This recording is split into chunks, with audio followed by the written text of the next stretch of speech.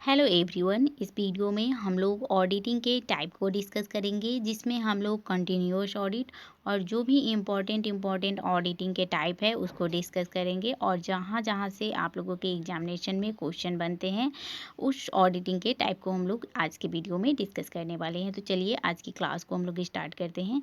देखिए, ऑडिटिंग के टाइप में सबसे पहले आप लोगों को कंटिन्यूअस ऑडिट के बारे में पढ़ना है। और जो कंटिन्यूअस ऑडिट है, यहाँ से प्रीवियस ईयर में बहुत सारे क्वेश्चन बने हैं, तो कंटिन्यूअस ऑडिट जो है वह एक इम्पॉर्टेंट टॉपिक हो जाता है। तो चलिए हम देखते हैं कि कंटिन्यूअस ऑडिट क्या है या किस प्रकार की संस्था में किया जाता है। तो देखिए, जो कंटिन्यूअस ऑडिट है, इस ऑडिटिंग के अंतर्गत जब किसी भी संस्था या ऑर्गेनाइजेशन या फर्म या फिर कंपनी का ऑडिट किया जाता है, तो यह प्रक्रिया जो है वह लगातार पूरे साल जो है वह चलते रहती है कंटिन्यूअस बेसिस पे। और चूँकि इसमें जो कंटिन्यूअस ऑडिट है, इसमें पूरा साल जो है वह ऑडिटिंग का कार्य चलते रहता है, इसलिए ये एक खर्चीली प्रक्रिया भी माना गया है। जिसके कारण क्या होता है कि छोटी जो संस्था है वह कंटिन्यूअस ऑडिट को नहीं करवाती है, बल्कि जो बड़ी संस्था है या फिर बड़ी कंपनी है उसके द्वारा जो है वह कंटिन्यूअस ऑडिट कराया जाता है। और जब एक ऑडिटर कंटिन्यूअस ऑडिट करता है तो वह तब तक उस संस्था का ऑडिट का काम करते रहता है जब तक कि वह संस्था के पूरी जितनी भी बुक्स ऑफ अकाउंट है उस पूरे बुक्स ऑफ अकाउंट का ऑडिटिंग का कार्य पूरा न कर ले। और जब ऑडिटिंग का कार्य पूरा हो जाता है, तब जो लास्ट में जो है वह एक ऑडिटर जो है वह कंपनी को या फिर जिस भी संस्था का वह ऑडिटिंग कर रहा है उसको अपना रिपोर्ट दे देता है। यहाँ देखिए क्या लिखा है कि चालू अंकेक्षण वह अंकेक्षण है जिसमें अंकेक्षक लगातार वर्ष भर या समय समय पर निश्चित या अनिश्चित अंतराल पर आकर बही खातों के हिसाब किताब की जांच करता है। इसके अंतर्गत अंकेक्षण का कार्य जो है वह लगातार वर्ष भर रुक रुक कर या फिर चलते रहता है, किंतु अंकेक्षक जो है वह अपना जो रिपोर्ट है वह वर्ष के अंत में ही देता है। अब देखिए, चालू अंकेक्षण के कुछ एलिमेंट हैं, इसको भी हम लोग देख लेते हैं। देखिए, अंकेक्षक की क्रिया जो है वह पूरे साल वर्ष भर चलते रहता है। अंकेक्षण की क्रिया यानी जो ऑडिटिंग की प्रक्रिया है वह रुक रुक कर निश्चित या अनिश्चित अंतराल पर या फिर कंटिन्यूअस बेसिस पे जो है वह चलते रहता है। वहीं पे जो कंटिन्यूअस ऑडिट है, इसमें एक अंकेक्षक जो है वह अपना रिपोर्ट वर्ष के अंत में कार्य की समाप्ति पर जो है वह देता है। ठीक है, आई होप कि आपको कंटिन्यूअस ऑडिट समझ में आ गया होगा, तो आप लोग इसको ध्यान में रखिएगा। और यहाँ से ऑब्जेक्टिव क्वेश्चन भी बनते हैं। चलिए हम यहाँ देखते हैं दूसरा ऑडिटिंग के टाइप में। देखिए, दूसरा ऑडिटिंग के टाइप में है पीरियोडिकल या एनुअल, जिसे हम लोग फाइनल ऑडिट भी कहते हैं। देखिए, जब किसी भी ऑर्गेनाइजेशन का जब एनुअल ऑडिट कराया जाता है, तो इस प्रकार के जो ऑडिटिंग का कार्य है वह एक लेखा वर्ष की समाप्त होने के बाद ही एनुअल ऑडिट को प्रारंभ किया जाता है। अब देखिए, एक लेखा वर्ष क्या होता है कि जैसे मान लीजिए कि 1 अप्रैल, ठीक है, 1 अप्रैल 2021 से लेकर 31 मार्च, ठीक है, 31 मार्च 2022, तो इसको हम लोग बोलते हैं एक अकाउंटिंग पीरियड, यानी कि 12 मंथ का एक पीरियड होता है। ठीक है, तो जब 31 मार्च 2022 ख़त्म हो जाएगा तो इसके बाद जो है वह उस संस्था का एनुअल ऑडिट का कार्य प्रारंभ किया जाता है। और जो एनुअल ऑडिट जो है वह छोटी संस्थाओं के लिए किया जाता है या फिर जो मीडियम वर्ग की जो संस्थाएं हैं उनके द्वारा किया जाता है। अब देखिए यहाँ क्या लिखा है कि जो सामयिक या वार्षिक, जिसे हम लोग अंतिम अंकेक्षण कहते हैं, इस अंकेक्षण में लेखा वर्ष समाप्त होने के बाद ही प्रारंभ होता है। यानी कि इस प्रकार के अंकेक्षण की प्रक्रिया जो है वह एक लेखा वर्ष की समाप्त होने के बाद ही प्रारंभ होता है और जब तक सभी पुस्तकों का ऑडिटिंग नहीं किया जाए चलते रहता है। यानी कि यह तब तक चलते रहता है जब तक कि हम सारी बुक्स ऑफ अकाउंट का ऑडिटिंग ना कर ले। सामान्य तौर पर अंकेक्षण का आशय इसी अंकेक्षक से लगाया जाता है और अंकेक्षक की इस विधि का प्रयोग खासकर छोटे एवं जो मीडियम स्तर के जो व्यवसाय होते हैं उनके खातों की जांच के लिए किया जाता है। ठीक है, अब देखिए जो हमारा एनुअल ऑडिट होता है उसके एलिमेंट, तो देखिए अंकेक्षण का कार्य वित्तीय वर्ष के समाप्त होने के बाद प्रारंभ होता है, यानी कि जिसे हम पीरियडिकल या फिर फाइनल या फिर एनुअल ऑडिट कहते हैं। इसका जो कार्य है वह एक अकाउंटिंग पीरियड के समाप्त होने पर ही स्टार्ट होता है और इसमें अंकेक्षण कार्य शुरू होने के बाद जो है वह लगातार चलते रहता है और जब पूरा बुक्स ऑफ अकाउंट का ऑडिटिंग कर लिया जाता है देन वह कार्य जो है वह समाप्त हो जाता है और एक ऑडिटर जो है वह अपना रिपोर्ट दे देता है जिस भी वह ऑर्गेनाइजेशन का ऑडिट का काम करता है। ठीक है, इसको समझ गए आप लोग। अब देखिए हम लोग देखें इंटरिम ऑडिट। देखिए इंटरिम ऑडिट जो है जब किसी संस्था का किया जाता है तो इस प्रकार के जो ऑडिट होता है वह एक अकाउंटिंग पीरियड के मध्य में ही स्टार्ट कर लिया जाता है। ठीक है, और इस प्रकार के ऑडिटिंग की आवश्यकता कब कब होती है? जब मान लीजिए कि कोई कंपनी यह जानना चाहती है कि उसके पास डिविडेंड कितना है, या फिर यदि कोई मान लीजिए कि फॉर्म में कोई न्यू पार्टनर बीच में ही फॉर्म में प्रवेश कर जाते हैं तो उस समय इंटरिम ऑडिट की आवश्यकता होती है। अब चलिए इंटरिम ऑडिट को हम लोग देखते हैं। देखिए अंतरिम अंकेक्षण का आशय उस अंकेक्षण से है किसी अंतरिम उद्देश्य की पूर्ति के लिए वर्ष के मध्य में ही कराया जाता है, यानी कि किसी उद्देश्य की पूर्ति के लिए जो है यह ऑडिट जो है वो एक साल के बीच में ही कराया जाता है। अंतरिम उद्देश्य का तात्पर्य यहाँ है अंतरिम लाभांश की घोषणा या वितरण से है जो कि एक कंपनी द्वारा अंशधारियों को दिया जाता है।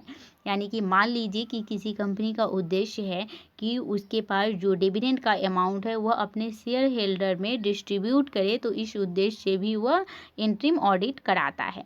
या फिर साझेदारी संस्था में वर्ष में मध्य में किसी नए साझेदार के प्रवेश की स्थिति में भी अंतरिम जो ऑडिट है उसकी आवश्यकता पड़ती है। या फिर मान लीजिए कि कोई संस्था में कोई पार्टनर है वह बीच में ही आ जाते हैं न्यू पार्टनर, तो ऐसी स्थिति में भी इंटरिम ऑडिट की आवश्यकता होती है।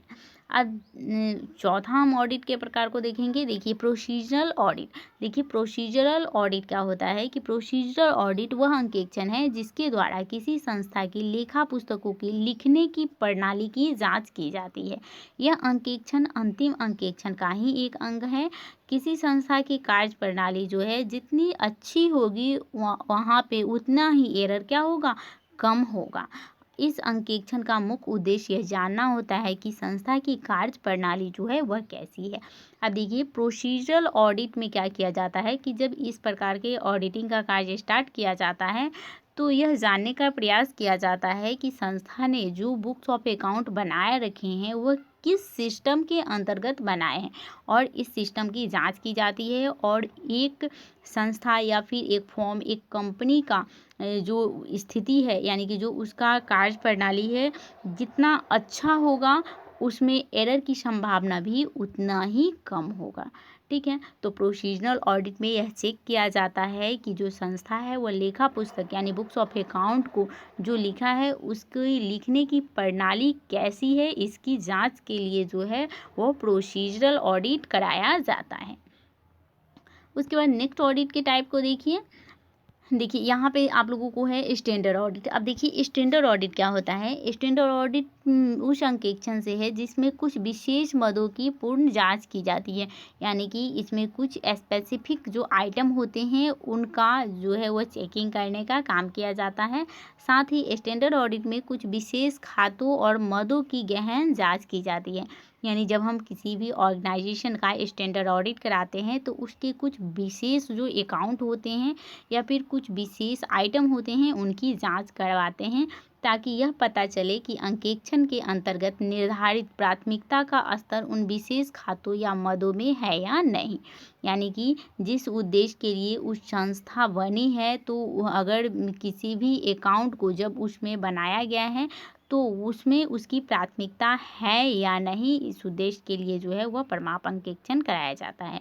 प्रमाप अंकेक्षण या जो हमारा स्टैंडर्ड ऑडिट होता है यह तभी सक्सेसफुल होगा यानी सार्थक होगा जब संस्था की आंतरिक नियंत्रण प्रणाली जो है वह चुस्त और दुरुस्त होगी।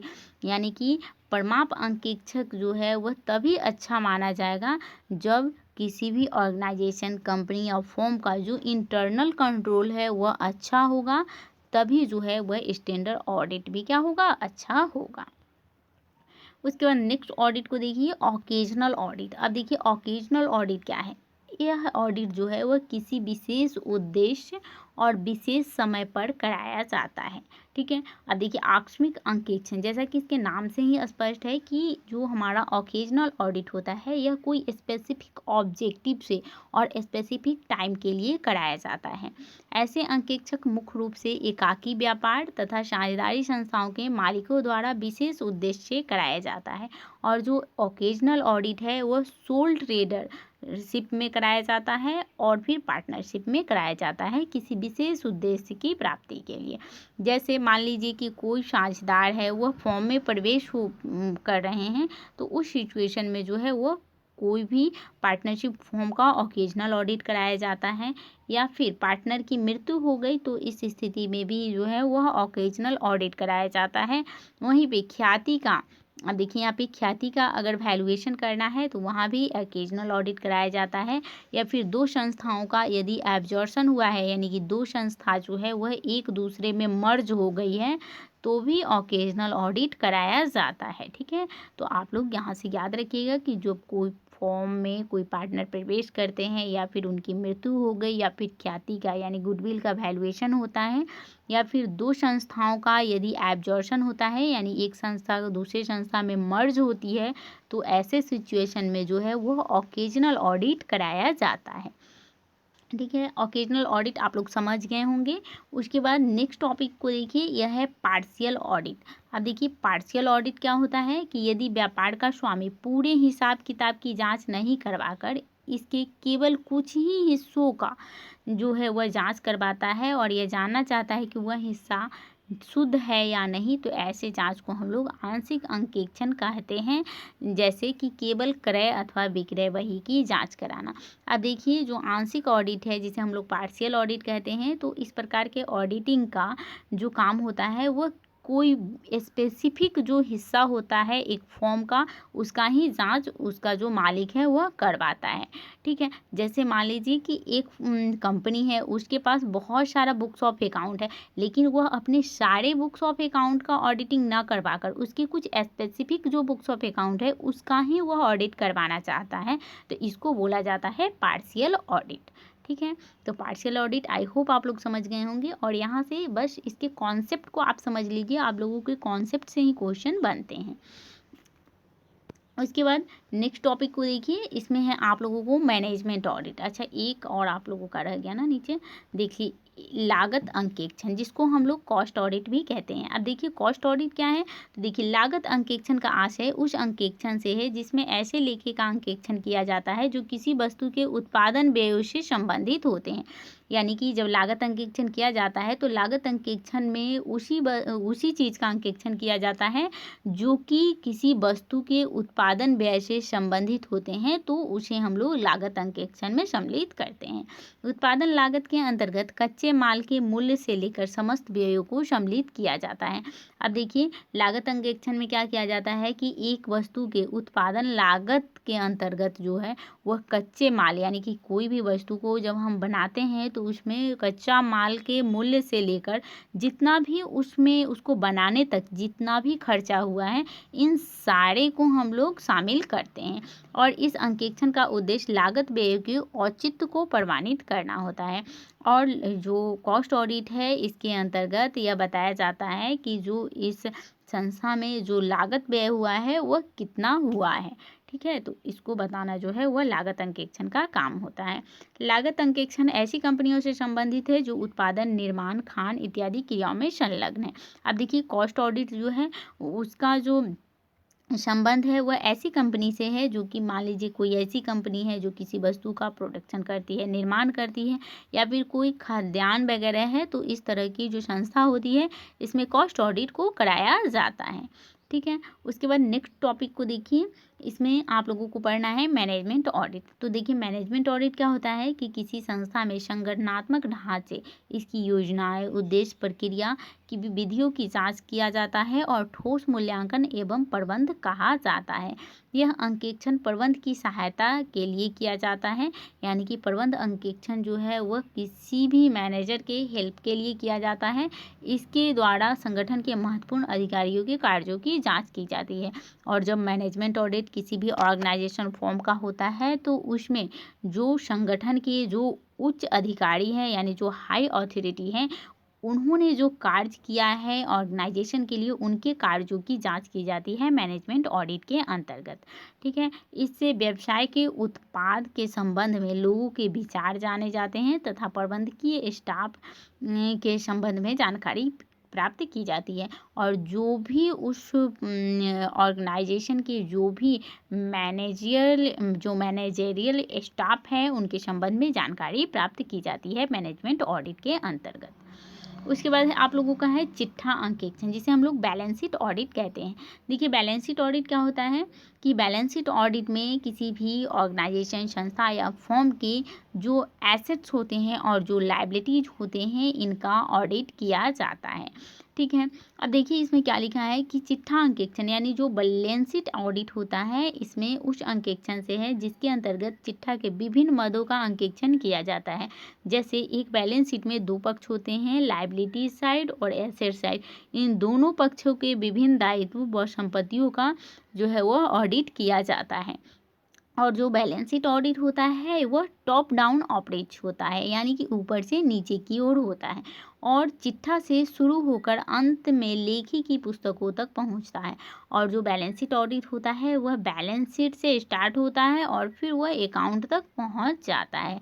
चिट्ठा के विभिन्न मदों की जांच के लिए पीछे की ओर संबंधित खातों और प्रपत्रों की जांच सत्यापन किया जाता है एवं उनका ब्राउन। और इस संबंध में अच्छा यहाँ पे कुछ एरर है। ठीक है, तो आप लोग चिट्ठा ऑडिट को इतना ही समझिए कि जब हम बैलेंस शीट ऑडिट का करते हैं तो बैलेंस शीट ऑडिट में किसी भी ऑर्गेनाइजेशन, संस्था या फर्म के जितने भी एसेट्स हैं और जितने भी लायबिलिटीज हैं उन सारे का ऑडिटिंग करते हैं। और फिर जो हमारा बैलेंस शीट ऑडिट होता है यह टॉप डाउन अप्रोच होता है, यानी ऊपर से नीचे की ओर होता है। यानी सबसे पहले हम लोग बैलेंस शीट का ऑडिट करते हैं, देन हम लोग आते हैं कहाँ, अकाउंट की तरफ। ठीक है, तो balance sheet audit I hope कि आपको समझ में आ गया होगा। तो देखिए आप लोगों के साथ मैंने ऑडिटिंग के टाइप में 3 टाइप को डिस्कस किया है। तो देखिए आप लोगों को ज़्यादा डीप से नहीं क्वेश्चन पूछे जाते हैं, बस इसके कॉन्सेप्ट से आप लोगों को क्वेश्चन पूछे जाएंगे। ठीक है, तो आप लोग इसको अच्छे से कीजिए और फिर हम नेक्स्ट वीडियो में इससे रिलेटेड जो MCQ है वह आप लोगों के साथ डिस्कस करेंगे। तो आप हमारे साथ बने रहिए और वीडियो पसंद आ रहा है तो आप लोग इसे लाइक कीजिए, चैनल को सब्सक्राइब कीजिए और वीडियो को शेयर कीजिए। अब हम मिलते हैं नेक्स्ट वीडियो में, तब तक के लिए थैंक यू वेरी मच।